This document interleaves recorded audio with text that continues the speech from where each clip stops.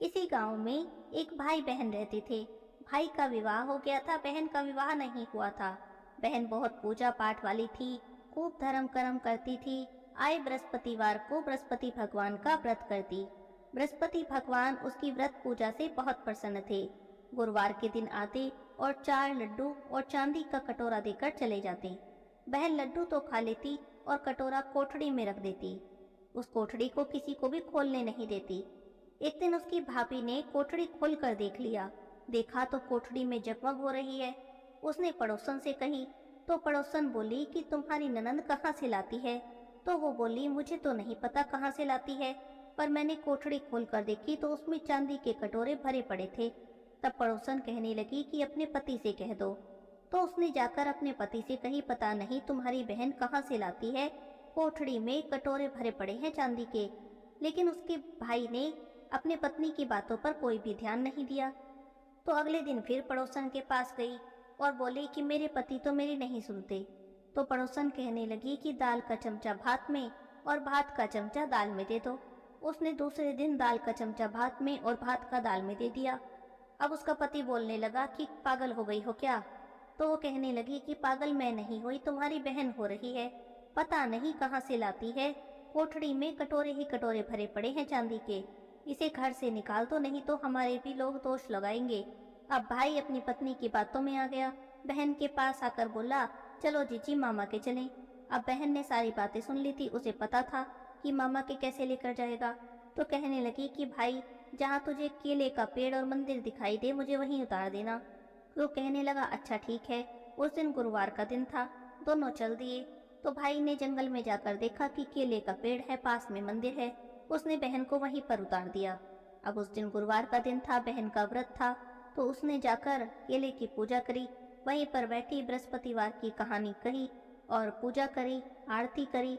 तभी बृहस्पति देव वहां पर आए, क्योंकि आए गुरुवार बृहस्पति देव आते थे, उसे 4 लड्डू चांदी का कटोरा देकर जाते थे। तो बृहस्पति भगवान आए, उसे 4 लड्डू दिए, चांदी का कटोरा दिया, वापस जाने लगे। भाई पेड़ के पीछे छुप कर बैठ गया था। सोचा देखो तो मेरी बहन करेगी क्या।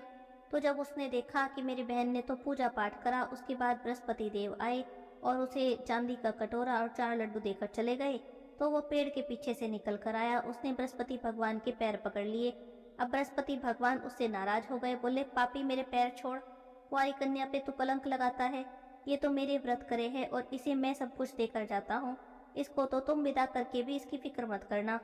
अब वो अपनी बहन को घर वापस लेकर आ गया। उसकी पत्नी दरवाजे पर खड़ी थी। जब उसने देखा कि बहन को वापस लिए आ रहा है तो देखकर बोली इसे फिर वापस ले आया।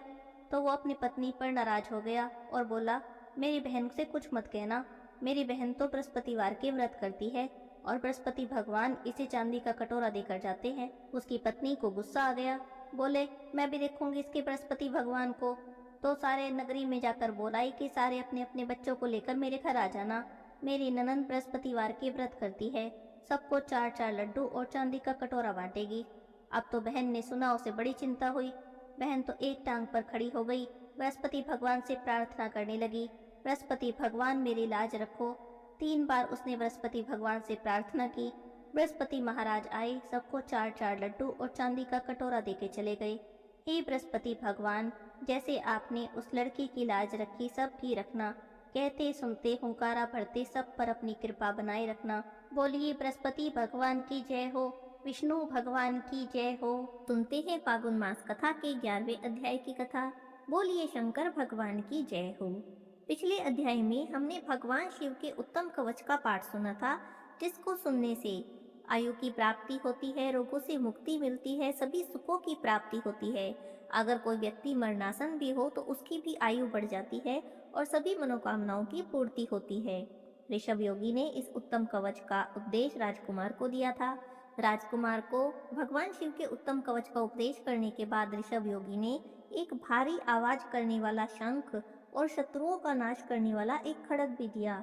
फिर भस्म को अभिमंत्रित करके राजकुमार के सब अंगों में लगाया और उसे 12,000 हाथियों का बल प्रदान किया। फिर योगी ने कहा, इस तलवार की धार बड़ी पैनी है, तुम जिसको एक बार इसे दिखा दोगे उस शत्रु की तत्काल ही मृत्यु हो जाएगी और तुम्हारे जो शत्रु इस शंख की ध्वनि सुन लेंगे वे मूर्छित होकर गिर जाएंगे। अचेत होकर हथियार डाल देंगे। ये खड़ग और शंख दोनों ही दिव्य हैं।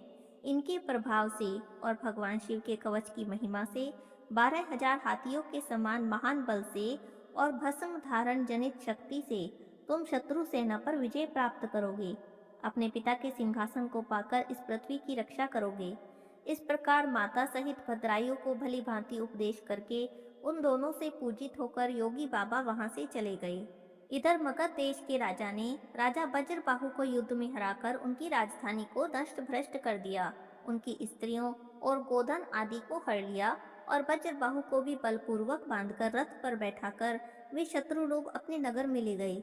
इस प्रकार राष्ट्र के विनाश का भयंकर कोलाहल होने पर बलवान राजकुमार भद्रायु ने यह समाचार सुना कि शत्रुओं ने मेरे पिता को बांध लिया है, मेरी माताओं को हर लिया है और दशाण देश का राज्य नष्ट कर दिया है।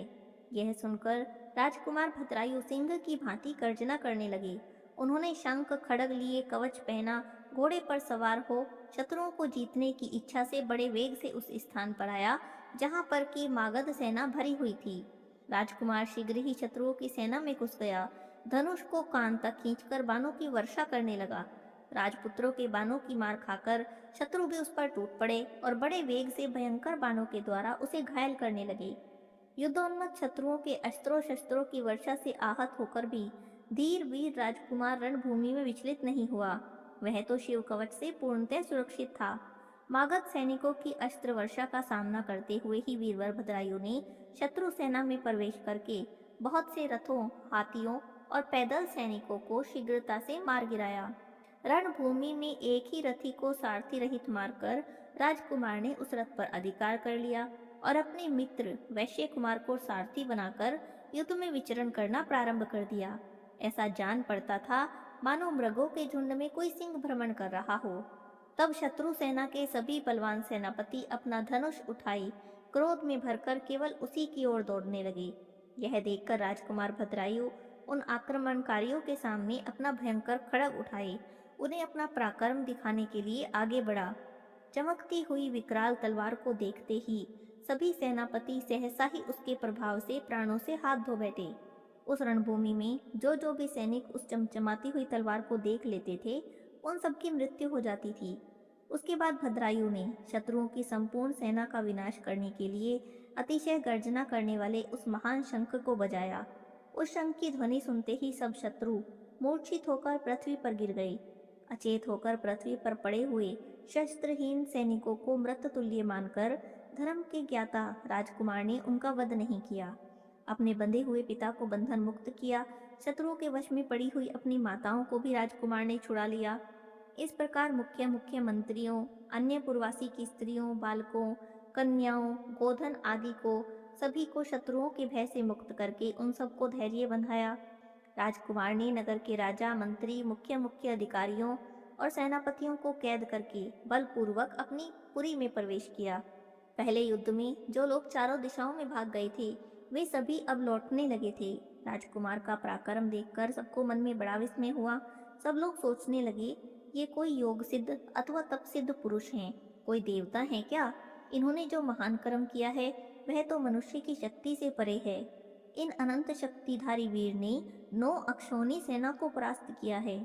इसी समय भद्रायु के पिता राजा ब्रजबायु विस्मय और आनंद में डूबकर नेत्रों से आनंद के आंसू बहाते हुए उसके सामने आए।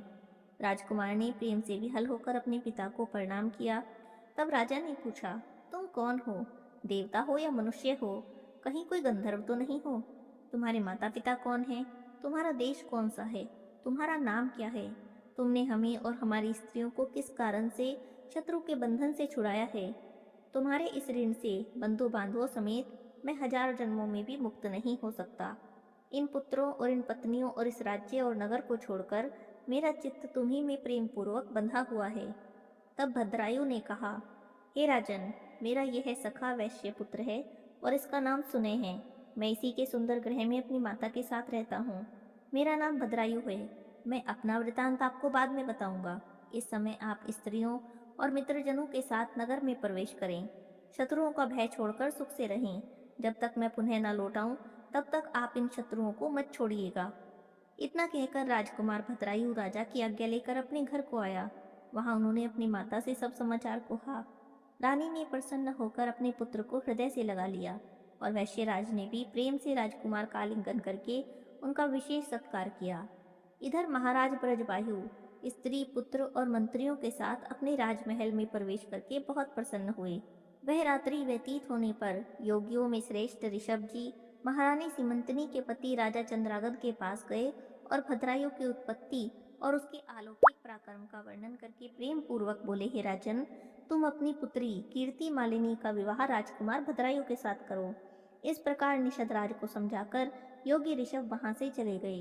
राजा चंद्रागद ने वैवाहिक मंगल के लिए उपयुक्त शुभ मुहूर्त में भद्रायु को बुलाया और अपनी पुत्री कीर्ति मालिनी का विवाह उससे कर दिया। भद्रायु के पिता राजा ब्रजबाहु को बुलाकर निषद राज ने मंत्रियों सहित उनकी आगवानी की। नगर में आने पर उनका सत्कार किया। ब्रजबाहु ने देखा कि शत्रुओं का नाश करने वाला भद्रायु विवाह करके मेरे चरणों में प्रणाम कर रहा है। तब उन्होंने बड़े प्रेम और हर्ष से उसे उठाकर हृदय से लगाया और निषद राज से कहा, चंद्रागत जी, आपका यह दामाद बड़ा बलवान है।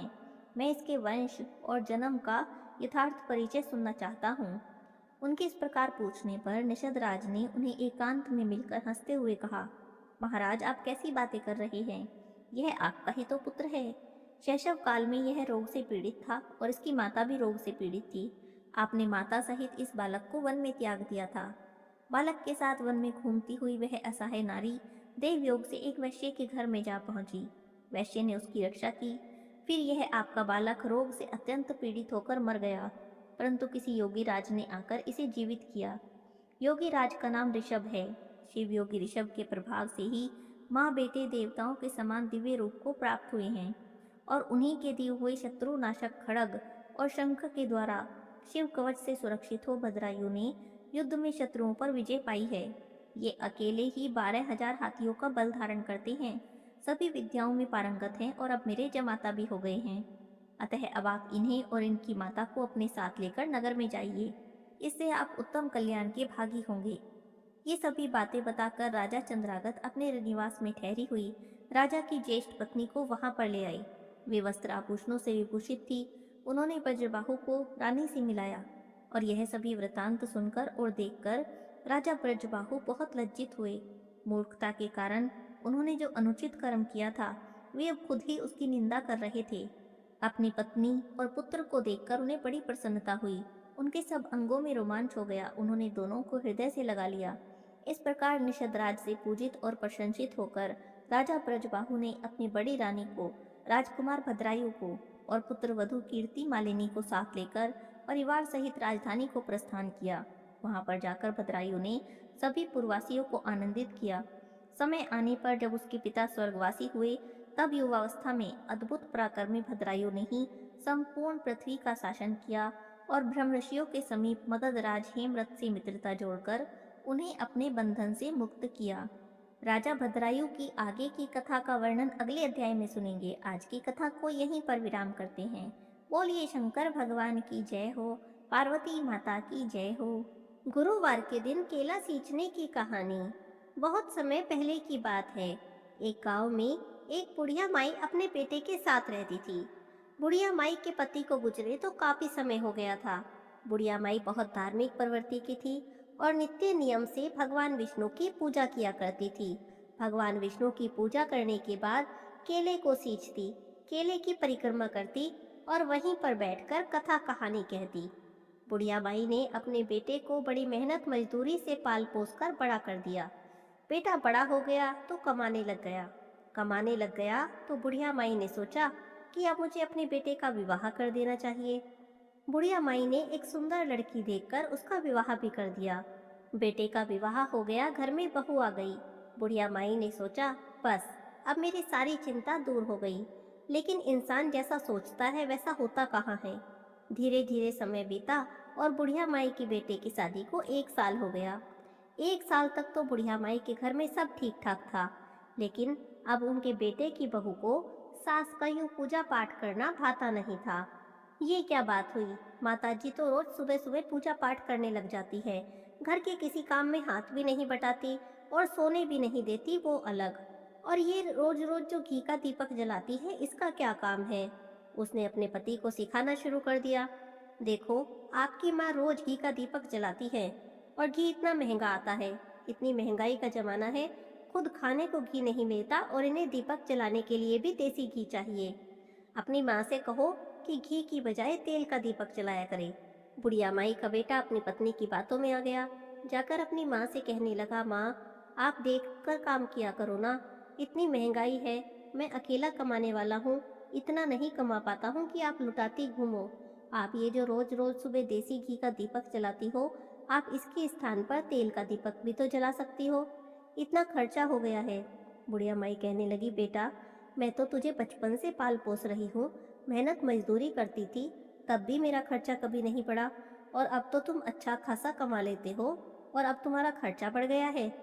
लेकिन बेटे को तो बहू की सिखाई लग रही थी। उसने कहा, माँ, मुझे कुछ नहीं पता, मुझे बस इतना पता है कि हमें अपने खर्चे कम करने होंगे। हम अभी से थोड़ा थोड़ा बचाएंगे, तब जाकर कल के लिए कुछ जोड़ पाएंगे। बुढ़िया माई ने अपने बेटे को समझाने का बहुत प्रयास किया।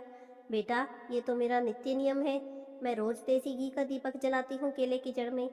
लेकिन बेटा बहू नहीं माने। बुढ़िया माई ने सोचा, कोई बात नहीं, घर में कलह कलेश करने का कोई फायदा नहीं। जैसा बेटा कहता है मैं वैसा ही कर लेती हूँ। मुझे तो घी का दीपक जलाऊं या तेल का जलाऊं, मुझे तो दीपक जलाने से मतलब है, मुझे तो अपनी पूजा पाठ करनी है। बुढ़िया माई अगले दिन से तिल के तेल का दीपक जलाने लगी। इन बातों को अभी थोड़े ही दिन बीते थे कि बुढ़िया माई की बहू ने सोचा कि ये तो अभी भी तेल का दीपक जलाती है और खुश रहती है। उसने फिर अपने पति को सिखा दिया और बुढ़िया माई का तेल का दीपक जलाना भी बंद करवा दिया। घी और तेल को अलमारी में ताला लगा कर रखने लगी, ताकि ना बुढ़िया माई घी का दीपक जला सके और ना ही तेल का। बुढ़िया माई को दुख होगा तो बहू के कलेजे में शांति पड़ जाएगी। अब बुढ़िया माई को दीपक जलाने के लिए ना घी मिलता था और ना ही तेल। इससे बुढ़िया माई बहुत दुखी हुई। उस दिन उन्होंने भोजन भी नहीं किया। शाम को जब बेटा घर में आया तो देखा माँ ने आज भोजन भी नहीं किया है। अंदर जाकर अपनी पत्नी से कहने लगा, शायद हमने बहुत बड़ी गलती कर दी है। माँ जब तक अपना नियम नहीं निभा लेगी खाना भी नहीं खाएगी। लेकिन उसकी पत्नी कहने लगी, आप चिंता मत करो, एक दो दिन में सब ठीक हो जाएगा। आज माताजी भूखी रहेंगी, कोई बात नहीं, उपवास हो जाएगा, कल देखना अपने आप ही खाना खाने लगेंगी। अपनी पत्नी की बातों को बुढ़िया माई के बेटे ने सुना, लेकिन उसका मन नहीं माना। खाने की थाली लेकर अपनी माँ के पास गया। कहने लगा, माँ, इस तरह कब तक गुस्से में बैठी रहोगी? लो खाना खा लो, अगर तुम खाना नहीं खाओगी तो बीमार पड़ जाओगी। लेकिन बुढ़िया माई तो अंदर से बहुत दुखी थी। आज सालों बाद उनका नित्य नियम जो टूटा था, लेकिन उन्होंने अपने बेटे को कुछ भी नहीं कहा।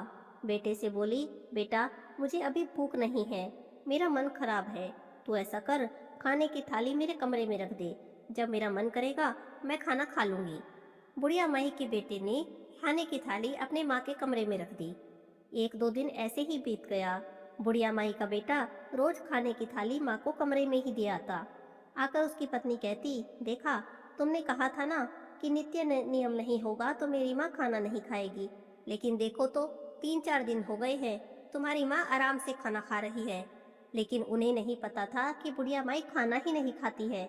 बेटे के जाने के बाद उस खाने को गाय और कुत्ते को खिला देती है। इसी तरह करते करते 8 दिन हो गए। बुढ़िया माई ने ना कुछ खाया था और ना ही पिया था, बेसुध सी पड़ी थी। भगवान विष्णु ने सोचा, मेरी भक्त है, बहुत कष्ट में है, मुझे इसका कष्ट दूर करना चाहिए। बुढ़िया माई के सपने में भगवान विष्णु आए और कहने लगे, बुढ़िया माई सो रही है या जाग रही है? बुढ़िया माई बोली, भगवान, ना सो रही हूँ ना जाग रही हूँ, बस बीच में हूँ। भगवान विष्णु बोले, बुढ़िया माई ऐसे क्यों पड़ी है, कुछ खाती पीती क्यों नहीं? बुढ़िया माई ने कहा, भगवान, आप तो सब जानने वाले हो, मेरा नित्य नियम टूट गया है। जब तक मैं दीपक नहीं जला लूंगी तब तक ना कुछ खाऊंगी और ना ही पीऊंगी। भगवान विष्णु बोले, तू चिंता मत कर बुढ़िया माई, कल सुबह तू केला सींचने आना। अब तेरा नित्य नियम निभाने की जिम्मेदारी मेरी है। तू बचपन से मेरी पूजा करती है, क्या मैं तेरे लिए इतना भी नहीं कर सकता? बुढ़िया माई रात के सपने को देखकर जब सुबह जागी तो सोचने लगी, ये क्या सपना था। लेकिन कोई बात नहीं, भगवान विष्णु ने कहा था कि तू कल केले की पूजा करने आना। तो बुढ़िया माई लोटा लेकर केले की पूजा करने चल दी, केले को जल से सींचने के लिए। बुढ़िया माई जैसे ही केले के पेड़ के पास गई, केले के पेड़ के आसपास उसने साफ सफाई की, परिक्रमा की, जल चढ़ाया तो देखा वहां पर तो एक दिया रखा है, उसमें बाती लगी है, घी रखा हुआ है और साथ में माचिस रखी है। बुढ़िया माई ने सोचा लगता है कोई अपना दीपक जलाना भूल गया है। वो आसपास देखने लगी कि पता नहीं किसका दीपक रखा है। तभी उसे केले के पेड़ से एक आवाज आती सुनाई दी, बुढ़िया माई क्या सोच रही है, दीपक तेरे सामने है, जला दे और अपना नियम पूरा कर ले। बुढ़िया माई ने आवाज सुनी और हैरान रह गई। तब फिर से केले के पेड़ में से आवाज आई, बुढ़िया माई मैंने ही तेरा नियम पूरा कराने के लिए ये दीपक यहाँ पर रखा है, ये दीपक मैंने तेरे लिए ही रखा है। अब से तू अपना नित्य नियम रोज पूरा किया कर, रोज तुझे घी का दीपक यहाँ पर रखा मिलेगा, अब तेरा नियम नहीं टूटेगा।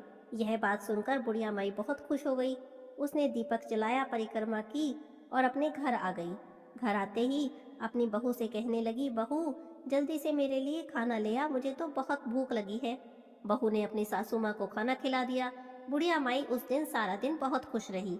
शाम को बेटा आया तो उसने माँ को खुश देखा, उसके भी मन को तसल्ली हो गई। उसने सोचा माँ जो नाराज थी अब सब ठीक हो गया है। इसी तरह करते करते कुछ दिन बीत गए। कुछ दिन बाद एक त्योहार था।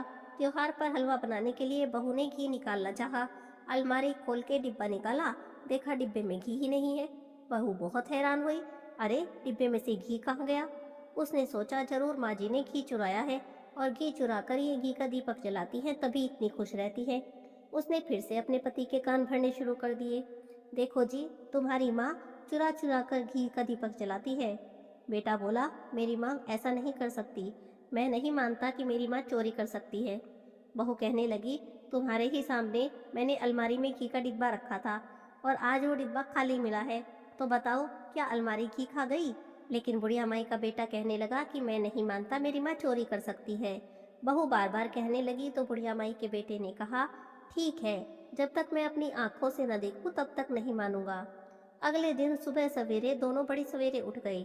बुढ़िया माई के जागने से पहले छिप कर बैठ गए। सोचने लगे कि देखेंगे कि माँ अलमारी से घी निकालने आती है या नहीं। बुढ़िया माई उठी, नहाई धोई, उसने अपने पूजा पाठ का सारा सामान लिया, जल का लोटा लिया और मंदिर की तरफ निकल गई। अलमारी की तरफ तो आई भी नहीं। बेटा घूर कर बहू की तरफ देखने लगा, देखा मैंने कहा था ना मेरी माँ चोरी नहीं करती। बहू कहने लगी कि अगर तुम्हारी माँ चोरी नहीं करती, मैंने नहीं की, तुमने नहीं की, तो घी गया कहाँ। दोनों बुढ़िया माई के पीछे पीछे चल दिए। देखा तो बुढ़िया माई मंदिर गई, केले के पेड़ के पास गई और वहां पर बैठकर पूजा करने लगी। जैसे ही बुढ़िया माई ने केले की परिक्रमा करनी शुरू की, वहां पर एक दीपक घी का भरा हुआ, बत्ती लगी हुई, साथ में माचिस वहीं पर आ गया। बुढ़िया माई ने दीपक जलाया, अपने पूजा पाठ करके घर आने लगी। जैसे ही घर की तरफ चली, बुढ़िया माई का बेटा पेड़ के पीछे से निकल कर आ गया और अपनी माँ के पैरों में गिर गया। कहने लगा, माँ मुझे माफ़ कर दो, मैंने तुम्हें गलत समझा, मैं अपनी पत्नी के बहकावे में आ गया था, मैंने तुम पर चोरी का इल्जाम भी लगा दिया। माँ अब तुम घर चलो और रोज अपना नित्य नियम पूरा किया करना, रोज घी का दीपक जलाया करना, तुम्हारे लिए घी का इंतजाम मैं खुद किया करूँगा। बुढ़िया माई खुशी खुशी अपने बेटे बहू के साथ घर चली गई। अब बुढ़िया माई रोज घी का दीपक जलाने लगी। बुढ़िया माई घी का दीपक जलाती और जैसे ही डिब्बे में से घी निकालती, जितना घी निकालती उससे दुगना घी डिब्बे में फिर से भर जाता, वो डिब्बा कभी खाली ही नहीं होता। यह सब देखकर बेटा बहू को विश्वास हो गया, बुढ़िया माई सच्चे मन से भगवान विष्णु की भक्ति करती है। भगवान विष्णु की कृपा से ही उनके घर में अन्न धन के भंडारे लगे रहते हैं। बुढ़िया माई की कृपा से ही उनके घर में किसी भी चीज की कमी नहीं होती है। अब तो बुढ़िया माई की बहू भी बुढ़िया माई के साथ भगवान विष्णु की और केले की पूजा करने लगी। दोनों सास बहू रोज मंदिर जाती और रोज केले के पास दीपक जलाती। भगवान विष्णु की कृपा से बुढ़िया माई के घर में अन्न धन के भंडारे भर गए। 1 साल पूरा होते होते बहू ने एक सुंदर बेटे को जन्म दिया। बुढ़िया माई की तो जैसे सारी मनोकामनाएं ही पूरी हो गई थी। हे विष्णु भगवान, हे बृहस्पति देव भगवान, जैसे आपने बुढ़िया माई की सभी मनोकामना पूरी की, इस कहानी को कहने वाले और सुनने वाले सभी की मनोकामना पूरी करना, सभी के घर में अन्न धन के भंडार भरना। बोलिए बृहस्पति देव भगवान की जय हो, विष्णु भगवान की जय हो। अब सुनते हैं अन्न धन के भंडारे भरने वाली सीता माता की कहानी। बोलिए सीता माता की जय हो। राम आए लक्ष्मण आए देश के पुजारी आए, नित नेम का नेम लाए आओ राम बैठो राम, तपी रसोई जीवो राम, माखन मिश्री खाओ राम, दूध बताशा पियो राम, सूत के पल का मुठो राम, शाल दुशाला पुठो राम, शाल दुशाला ओढ़ो राम, जब बोलो जब राम ही राम, राम सवारे सबके काम, हल्ली घर भंडार भरेंगे सबका बेड़ा पार करेंगे। श्री राम जय राम जय जय राम, श्री राम जय राम जय जय राम। सीता माता कहानी कहती और श्री राम सुना करते। एक दिन श्री राम को किसी काम से बाहर जाना पड़ गया, तो सीता माता कहने लगी, भगवान मेरा तो 12 वर्ष का नितनेम है, अब आप बाहर जाएंगे तो मैं अपनी कहानी किसे सुनाऊंगी। तब श्री राम ने कहा, तुम कुएं की पाल पर जाकर बैठ जाना, वहां जो औरतें पानी भरने आएंगी उन्हें तुम अपनी कहानी सुना देना। सीता माता कुएं की पाल पर जाकर बैठ गई। एक स्त्री आई, उसने रेशम जरी की साड़ी पहन रखी थी, सोने का घड़ा ले रखा था। सीता माता ने उसे देखा तो कहा, बहन मेरा 12 वर्ष का नितनेम है, तू मेरी कहानी सुन ले। तब वह कहने लगी, मैं तुम्हारा नितनेम सुनूंगी तो मुझे घर जाने में देर हो जाएगी और मेरी सास मुझसे लड़ेगी। उसने कहानी नहीं सुनी और अपने घर चली गई। घर जाते जाते उसकी रेशम जरी की साड़ी फट गई, सोने का घड़ा मिट्टी का घड़ा हो गया। जब घर गई तो सास ने देखा तो पूछा, अरे बहू ये किसका दोष अपने से ले आई है। तो बहू कहने लगी, माँ जी कुएं पर एक औरत बैठी थी, कह रही थी मेरी कहानी सुन ले, मैंने कहानी नहीं सुनी तो उसका ये पल हो गया। बहू की बातें सुनकर अगले दिन सास वही साड़ी पहनकर गई और वही घड़ा लेकर कुएं की पाल पर गई। सास को सीता माता बैठी पाई तो सीता माता कहने लगी, बहन अगर तुम्हारे पास समय हो तो मेरी कहानी सुन लो। तो सास कहने लगी, बहन कहानी एक बार छोड़ 4 बार सुन लूंगी। तब सीता माता कहानी सुनाने लगी, राम आए लक्ष्मण आए देश के पुजारी आए, नित नेम का नेम लाए आओ राम बैठो राम, तपी रसोई जिम्मो राम, माखन मिश्री खाओ राम, दूध बताशा पियो राम, सूत के पल का मुठो राम, शाल दुशाला पुठो राम, शाल दुशाला ओढ़ो राम, जब बोलूं जब राम ही राम, राम संवारे सबके काम, खाली घर भंडार भरेंगे सबका बेड़ा पार करेंगे। श्री राम जय राम जय जय राम, श्री राम जय राम जय जय राम। कहानी पूरी हुई तो सास कहने लगी, बहन कहानी तो बहुत अच्छी है। कहानी सुनकर सास अपने घर गई तो उसकी साड़ी फिर से रेशम जरी की हो गई, मिट्टी का घड़ा फिर से सोने का घड़ा हो गया। बहू कहने लगी, सासू माँ आपने ये सब कैसे कर दिया। तो सास बोली, बहू तू दोष लगा कर आई थी और मैं दोष उतार कर आ रही हूँ। बहू ने पूछा कि ऐसी वो कौन थी। तो सास बोली कि वो सीता माता थी, पुराने से नया कर देती है, खाली घर भंडार भर देती है, लक्ष्मी जी का घर में वास कर देती है, जो भी मन में इच्छा हो उसे पूरी कर देती है। तब बहू कहने लगी, माँ जी फिर तो ऐसी कहानी मुझे भी सुना दो। तो सास कहने लगी, ठीक है भाई तुम भी सुन लो। सास ने कहानी कही और बहू ने सुनी।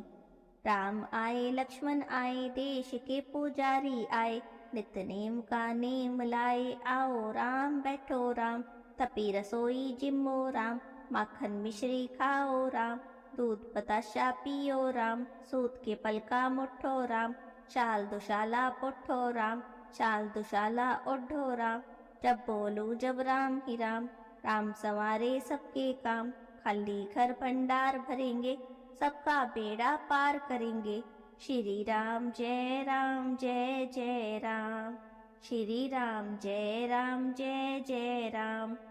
कहानी पूरी हुई तो बहू बोली कि सासू जी कहानी तो बहुत अच्छी है। तब सास बोली, हाँ कहानी बहुत अच्छी है, अब हम इसे रोज कहा करेंगे।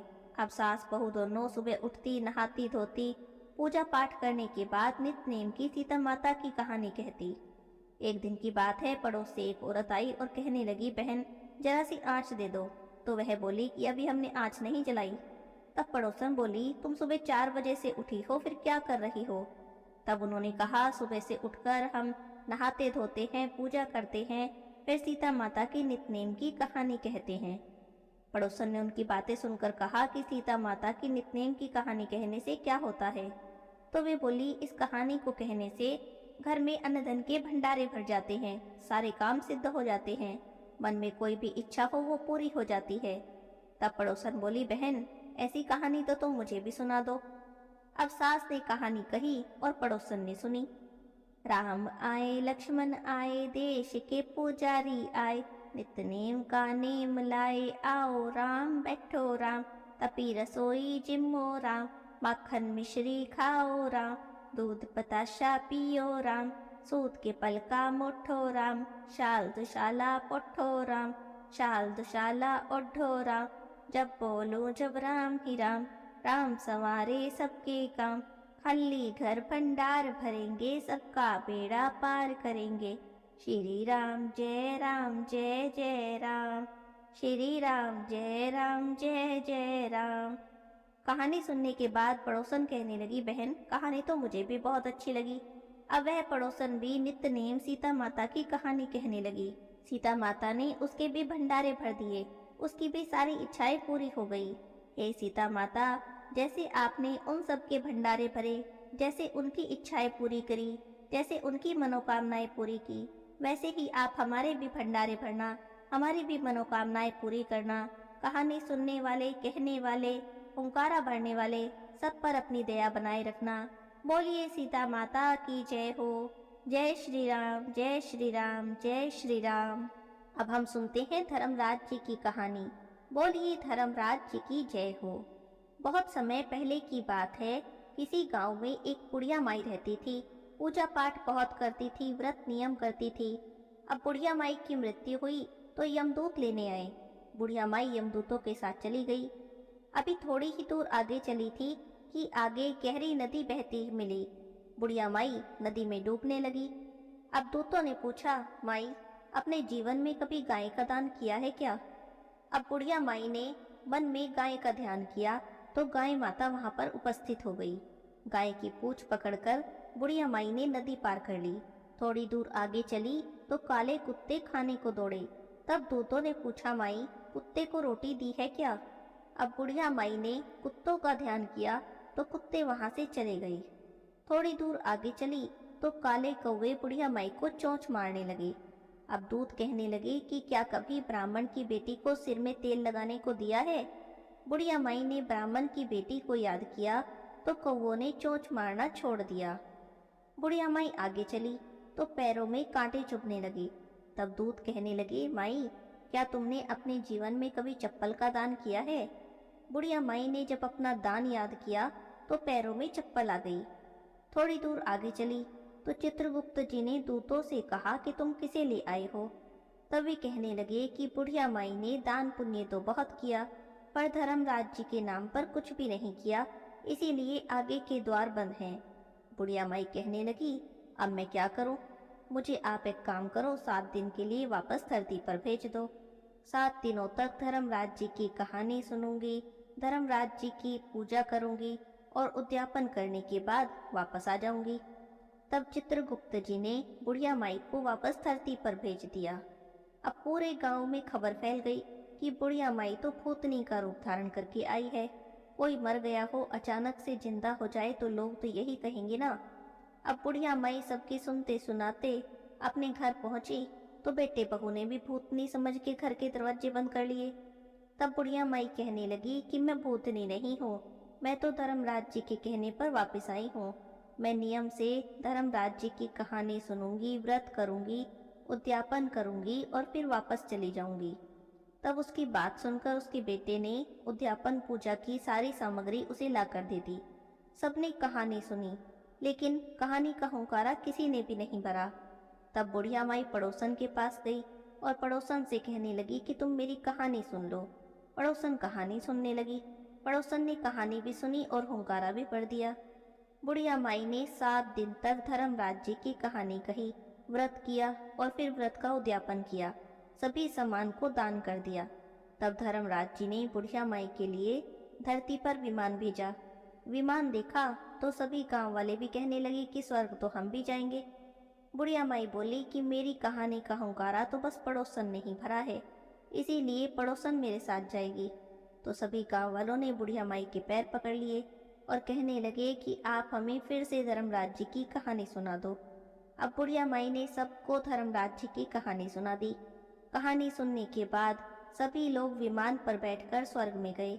तब धर्मराज जी कहने लगे कि मैंने तो सिर्फ बुढ़िया माई के लिए विमान भेजा था, ये सारे गांव वाले यहाँ पर क्यों आ गए हैं?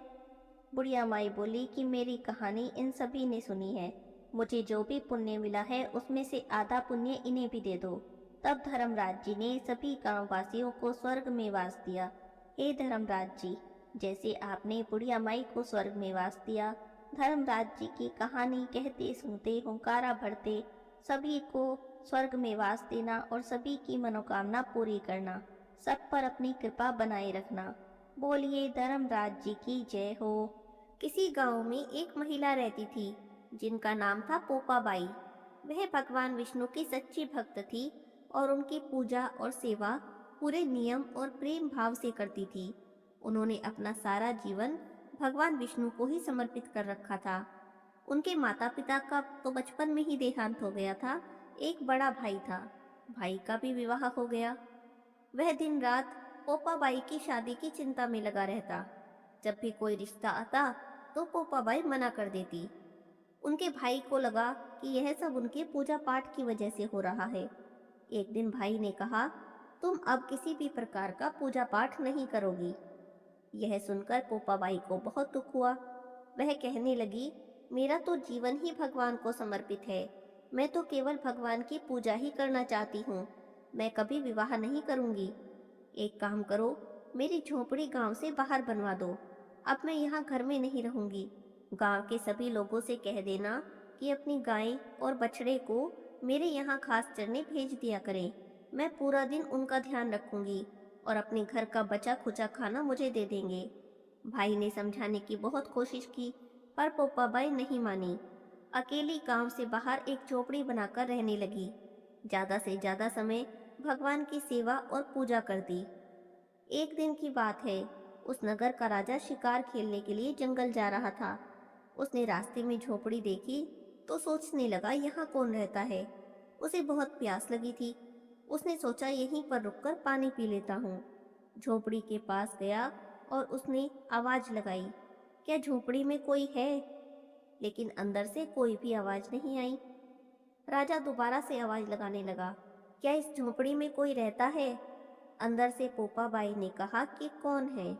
राजा ने बहुत मधुर आवाज़ सुनी। मधुर आवाज़ पर मोहित हो गया और सोचने लगा, जिसकी आवाज़ इतनी मीठी है वह खुद कितनी सुंदर होगी। राजा के मन में पाप आ गया। कहने लगा, मैं यहाँ का राजा हूँ और तुम्हारे साथ विवाह करना चाहता हूँ। पोपाबाई कहने लगी, जहाँ से आए हो वहीं पर लौट जाओ, मैं पराये पुरुष का मुंह नहीं देखती, शादी तो बहुत दूर की बात है। यह सुनकर तो राजा को और भी खुशी हुई। उसने पोपाबाई को जबरदस्ती अपने महल में लाने की कोशिश की। रास्ते में पोपाबाई ने राजा को श्राप दे दिया, तुम्हारा सारा राजपाट सब नष्ट हो जाएगा। महल में जब रानियों को सारी बात का पता चला तो उन्होंने राजा से अनुरोध किया, इस महिला को वापस छोड़ दो, यह हमारे राज्य का विनाश कर देगी। रानियों की बात सुनकर राजा पोपाबाई को वापस छोड़ने जाने लगा। रास्ते में पाप की नदी आई जिसमें राजा डूब गया। पोपाबाई बहुत दुखी थी क्योंकि उन्हें एक पराये पुरुष ने हाथ लगा दिया था और उनका सतीत्व नष्ट करने की कोशिश की थी। पोपाबाई ने वहीं पर अपनी इच्छा शक्ति से अपने प्राणों का त्याग कर दिया। जब पोपाबाई धर्मराज जी के पास पहुंची तो पोपाबाई को बहुत आदर और सम्मान किया गया और बोले कि आपको वैकुंठ तो नहीं मिल सकता क्योंकि आपने विधान के अनुसार नहीं बल्कि अपनी इच्छा शक्ति के अनुसार प्राणों का त्याग किया है, पर भगवान विष्णु की आज्ञा से आपको स्वर्ग का राज दिया जाएगा। कुछ समय बाद एक सेठ सेठानी की मृत्यु हुई और वे स्वर्गलोक को सिधारे। प्रवेश करने लगे तो स्वर्ग का द्वार बंद था। उन्होंने धर्मराज जी से द्वार खोलने का अनुरोध किया। तब धर्मराज जी कहने लगे कि हम आपके लिए स्वर्ग का द्वार नहीं खोल सकते क्योंकि स्वर्ग पर तो पोपाबाई का राज है। तब सेठ सेठानी कहने लगे कि हम तो पोपाबाई को नहीं जानते, पोपाबाई कौन है? तब धर्मराज जी ने कहा कि 7 दिन के लिए मृत्युलोक में जाओ, 8 खोपरा में राई भरकर 5 कपड़ा ऊपर रखकर पोपाबाई की कहानी सुनो और उद्यापन करो और कहो राज है पोपा बाई का, लेखा लेगी राई राई का। इस तरह कहकर कहानी सुनकर जब तुम आओगे तब तुम्हारे लिए स्वर्ग के द्वार खुल जाएंगे। सेठ सेठानी 7 दिन के लिए मृत्युलोक में आ गए। 7 दिन तक उन्होंने पोपा बाई की कहानी सुनी और फिर उसका उद्यापन किया। जब स्वर्ग में गए तो स्वर्ग के द्वार खुले मिले। बोलिए पोपा बाई की जय हो, विष्णु भगवान की जय हो। एक तपसी था और एक लपसी था। तपसी तो भगवान की तपस्या करता और लपसी रोज 1.25 सेर की लापसी बनाता, भोग लगाता, घंटी बजाता और जीम लेता। एक दिन दोनों में झगड़ा हो गया। तपसी बोला कि मैं बड़ा हूँ। लपसी कहने लगा कि नहीं मैं बड़ा हूँ। तपसी बोला कि मैं रोज भगवान की तपस्या करता हूँ, इसीलिए मैं ही बड़ा हूँ। लपसी बोला कि मैं रोज भगवान को 1.25 सेर की लापसी का भोग लगाता हूँ, इसीलिए मैं बड़ा हूँ। दोनों आपस में झगड़ रहे थे। नारद जी वहां से गुजरे तो दोनों को झगड़ते देखा। पूछने लगे कि क्यों झगड़ रहे हो। तब दोनों ने अपनी अपनी बात कह दी। नारद जी बोले कि तुम लोग आपस में झगड़ा मत करो, तुम में से कौन बड़ा है इस बात का फैसला मैं कर दूंगा। अगले दिन सुबह सुबह तपसी और लपसी दोनों नहा कर आ रहे थे। नारद जी ने दोनों के रास्ते में 1.25 करोड़ की अंगूठी रख दी। तपसी ने अंगूठी देखी तो उसने तुरंत उठा ली। इतनी कीमती अंगूठी देखकर उसके मन में लालच आ गया। सोचने लगा कि बड़ी कीमती अंगूठी है, इसे बेचूंगा, बहुत सारे पैसे मिलेंगे। उन पैसों से एक बहुत बड़ा यज्ञ करूंगा और अपने आप को बड़ा साबित कर दूंगा। उधर लपसी ने अंगूठी देखी तो सोचने लगा, अरे किसी की कीमती अंगूठी गिर गई है, लेकिन उसने अंगूठी को हाथ तक नहीं लगाया। सोचने लगा कि कहीं मैंने उठा ली तो चोर डाकू मेरे पीछे पड़ जाएंगे, कहीं मुझे मार दिया तो। वो तो रोज की तरह 1.25 सेर की लापसी बनाई, भगवान को भोग लगाया, घंटी बजाई और जीव लिया। थोड़ी देर में नारद जी वहां पर आए। दोनों कहने लगे कि बताओ नारद जी, हम दोनों में से कौन बड़ा है। तो नारद जी बोले कि दोनों खड़े हो जाओ। दोनों खड़े हो गए। जैसे ही दोनों खड़े हुए, तपसी के पैर के नीचे से अंगूठी निकली जो उसने तपस्या करते टाइम अपने पैर के नीचे छुपा ली थी। तो नारद जी तपसी से बोले कि इतनी तपस्या कर ली तूने, पर तेरे मन का लालच अभी तक नहीं गया। जा, अब तुझे तेरी तपस्या का भी कोई फल नहीं मिलेगा। इतना सुनना था कि तपसी तो जोर जोर से रोने लगा। रोते रोते नारद जी के पैरों में गिर गया। बोला, महाराज दया करो और बताओ कि मुझे मेरी तपस्या का फल कैसे मिलेगा। तब नारद जी बोले कि जो अपने घर में गाय कुत्ते की रोटी नहीं बनाएगा तो उसकी तपस्या का फल तुझे मिल जाएगा। दीवा जलाकर हाथ नहीं जोड़ेगा, ब्राह्मण को भोजन कराकर दक्षिणा नहीं देगा, तब उसकी तपस्या का फल तुझे मिल जाएगा। साड़ी देकर भेंट नहीं देगा तो उसकी तपस्या का फल तुझे मिल जाएगा। जो सारी कहानी कहकर तेरी कहानी नहीं कहेगा, तब उसके सारे पुण्य, सारे फल तुझे मिल जाएंगे। बस तभी से सभी कथा कहानी के साथ तपसी लपसी की कहानी जरूर सुननी चाहिए, नहीं तो किसी भी कथा कहानी का फल नहीं मिलता।